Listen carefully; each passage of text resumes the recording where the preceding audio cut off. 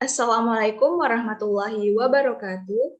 Kami kelompok 2 dari R001 Prodi Sistem Informasi akan mempresentasikan tugas mata kuliah Dasar-Dasar Sains dan Teknologi dengan dosen pengampu Ibu Reni Aryani, Eskom MSI. Dengan anggota kelompok, saya Imelda Agustin, NIM F1E1002, dan teman-teman Saya Megawati Ananda Putri dengan NIM F1E122023. Saya Amira Aurelia Salsabila dengan NIM F1E122062. Saya Dwitya Zakia Gita Kirana dengan NIM F1E122017. Saya Bibiana Tasya dengan NIM F1E122010. Baiklah, itulah anggota dari kelompok 2. Kita mulai saja presentasi ini yang diawali oleh Saudari Megawati Ananda Putri. Kepada saudari dipersilahkan. Nah, teknologi. Teknologi berasal dari bahasa Yunani, teknologia, teknik, tekne yang berarti keahlian, dan logia yang berarti pengetahuan. Dalam pengertian yang lebih luas, teknologi dapat meliputi pengertian sistem, organisasi, juga teknik. Akan tetapi, seiring dengan perkembangan dan kemajuan zaman, pengertian teknologi menjadi semakin luas. Sehingga saat ini teknologi merupakan sebuah konsep yang berkaitan dengan jenis penggunaan dan pengetahuan tentang alat dan keahlian, dan bagaimana ia dapat memberi pengetahuan pada kemampuan manusia untuk mengendalikan dan mengubah sesuatu yang ada di sekitarnya. Next.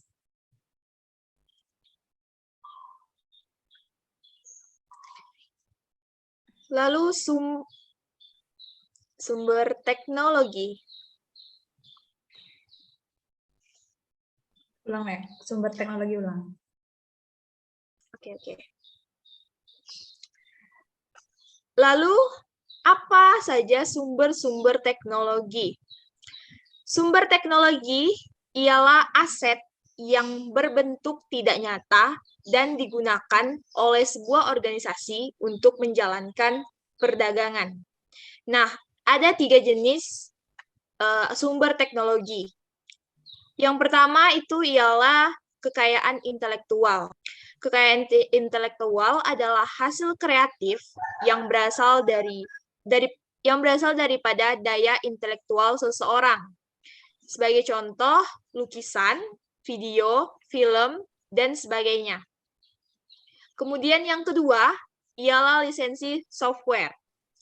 Lisensi software atau yang sering disebut lisensi perangkat lunak adalah perjanjian tertulis antara pemilik dengan pengguna software. Ada 2 jenis, yaitu lisensi hak kekayaan intelektual, ialah hak eksklusif yang diperoleh dan diberikan kepada seseorang atas karya yang telah dibuatnya atau penemuan.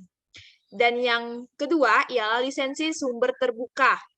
Lisensi sumber terbuka adalah jenis lisensi untuk perangkat lunak, komputer, dan produk lainnya yang mendukung kode sumber, cetak biru, atau desain untuk digunakan atau dibagikan di bawah syarat dan ketentuan yang ditentukan. Sebagai contoh, ialah Microsoft Word, Photoshop, dan lain-lain. Jika aplikasi ini digunakan secara gratis, maka kita tidak dapat mengakses semua fitur yang ada. Tetapi jika berbayar, kita dapat menggunakan lisensi sepenuhnya. Dan yang paling terakhir ialah kemampuan dan pengalaman. Pekerja memperoleh pengalaman dan kemampuan melalui bidang tugas yang diselami dalam organisasi. Salah satu bukti pentingnya teknologi adalah dengan adanya pembelajaran jarak jauh dari suatu instansi pendidikan. Bukti lainnya ialah pada saat kita pandemi COVID-19 tahun lalu, kita merasakan pembelajaran daring dikarenakan tidak diperbolehkan tatap muka. Dan hal ini menuntut kita semua untuk menggunakan teknologi yang ada agar pembelajaran tersebut tidak terpotong ataupun tidak terlaksana. Hal lainnya yang membuktikan bahwa teknologi sangat penting adalah adanya kemudahan dalam menerima suatu informasi dan kemudahan dalam melakukan suatu pekerjaan. Jika saja teknologi tidak berkembang, maka kehidupan di masa sekarang akan sama dengan kehidupan di zaman dahulu, di mana pada zaman dahulu banyak sekali kesulitan-kesulitan dalam menjalani kehidupan sehari-hari.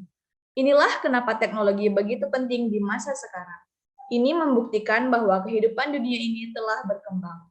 Bayangkan saja jika kita masih hidup di zaman dahulu, di mana zaman dahulu sangat sulit untuk menerima informasi. Untuk mendengar kabar dari saudara saja, kita perlu mengirim surat yang mungkin sampainya itu bisa 2 atau 3 hari atau bahkan 1 minggu. Sedangkan sekarang untuk menanyakan kabar, menerima kabar dari saudara kita yang jauh, kita hanya perlu menanyakan mereka via WhatsApp, Facebook, ataupun sosial media lainnya.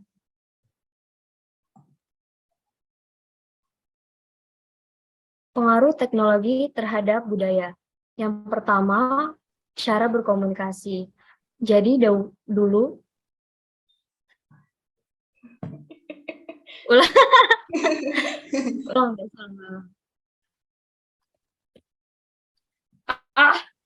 oke.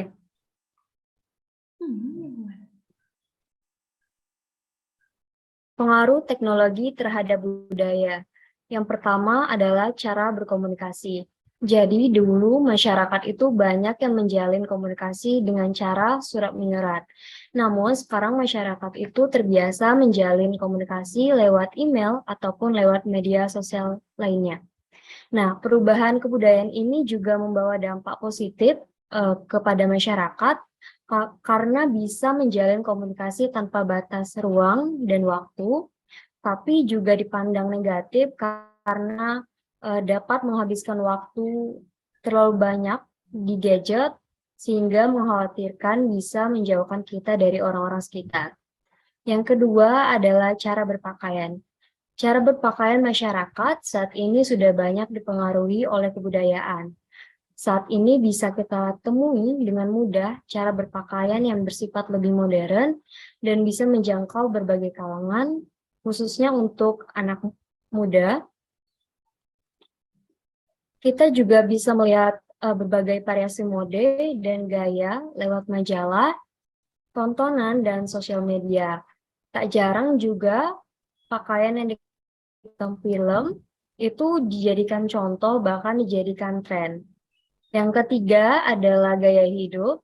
Seiring kemajuan teknologi itu memudahkan orang untuk menemukan berbagai informasi apapun di internet.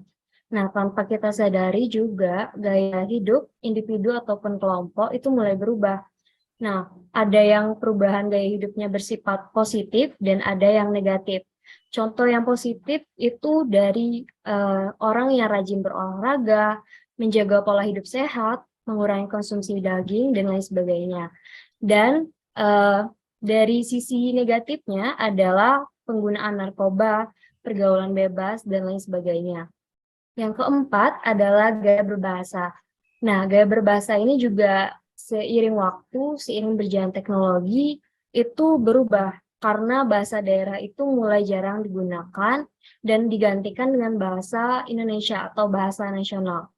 Contohnya, penggunaan bahasa asing sebagai gaya berkomunikasi sehari juga semakin terlihat, kayak memadupadankan bahasa Indonesia dan bahasa Inggris. Perilaku dan kemajuan teknologi. Ada 2 perilaku yang dipengaruhi oleh kemajuan teknologi, baik perilaku positif maupun perilaku negatif. Perilaku positif terhadap kemajuan teknologi yang pertama, semua orang sekarang banyak menggunakan transportasi seperti motor dan pesawat. Banyak yang menggunakan transportasi untuk mempercepat waktu dan menurut masyarakat dengan menggunakan transportasi yang bagus untuk sekarang itu dapat menghemat waktu. Dan selanjutnya untuk berkomunikasi kapan saja dan di mana saja sekarang mudah. Seperti menggunakan media sosial untuk menghubungi kerabat. Selanjutnya, banyak memakai pakaian yang tren dari luar negeri yang berbeda dari budaya kita. Banyak orang suka makanan luar negeri seperti pizza dan lain-lain. Selanjutnya, perilaku negatif terhadap kemajuan teknologi. Yang pertama, banyak orang menjadi antisosial. Contohnya aja seperti seorang anak yang hobi bermain games di rumah, sehingga dia malas untuk keluar rumah dan bermain dan bercengkrama dengan teman-temannya. Selanjutnya, suka budaya kebarat-baratan seperti mengikuti tren busana yang kadang melanggar norma hukum yang berlaku. Yang ketiga, banyak yang suka makanan luar sehingga makanan Indonesia ataupun negara sendiri itu menjadi kurang peminat. Selanjutnya, munculnya gaya hidup mewah dan banyak yang tidak menghargai waktu, seperti semena-mena ataupun menganggap waktu itu sepele. Selanjutnya, jika sedang berkumpul, biasanya banyak orang-orang itu asik memainkan handphone masing-masing, sehingga lupa maksud mereka berkumpul itu untuk apa dan membahas apa. Rule of Science dan Teknologi. Dalam berinteraksi dengan lingkungannya, pasti manusia perlu sarana dan prasarana yang berupa peralatan hidup untuk membantu kehidupannya. Sehingga dengan adanya teknologi dapat meningkatkan taraf hidup manusia menjadi lebih baik. Itu diperlakukan pada tahun 1995 dengan tujuan meningkatkan tingkat ilmu pengetahuan dan teknologi di Jepang melalui langkah-langkah yang komprehensif dan sistematis untuk menanggapi kemajuan cepat sains dan teknologi, dan keseriusan masalah lingkungan dan sumber daya global hukum. Sebagai filosofi dasar kebijakan sains dan teknologi, kami menghipotesiskan pengembangan sains organik yang harmonis, rumusan rencana dasar sains dan teknologi oleh negara, promosi penelitian dan pengembangan di bidang prioritas, peningkatan lingkungan penelitian. Berdasarkan hal ini, pada tahun 1996,